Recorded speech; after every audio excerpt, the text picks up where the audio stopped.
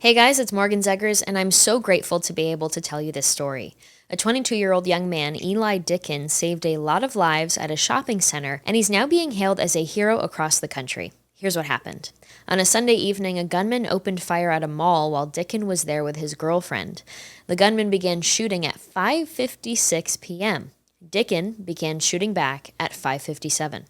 Apparently, Dicken immediately told his girlfriend to get down and began to close the distance between him and the gunman. The attacker tried to run for cover, but fell after being hit by Dicken. So not only did this young man act, he acted with impressive strategy, reserve, and courage by getting closer to the evil man.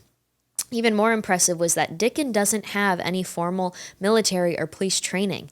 The lessons he got with firearms were actually from his grandfather.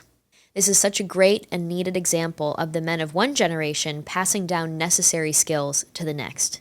The Greenwood police chief called Dicken, quote, the real hero of the day that was lawfully carrying a firearm in the food court and was able to stop the shooter almost as soon as he began, end quote. There was some inaccurate talk about Dicken not legally carrying his firearm, but that was quickly put to rest.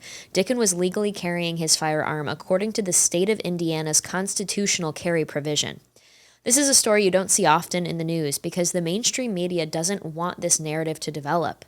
The reality that a good guy with a gun will be a very safe and practical way to stop a bad guy with a gun. That response time of law enforcement will never be as fast as a good Samaritan that responsibly carries and operates a firearm. And that when no firearms exist in public settings like a mall, when you make these places into gun-free zones, it does not stop a bad guy from bringing a gun into it. It only becomes easier for the bad gunman to kill more people who are unable to protect themselves. It seems kinda simple.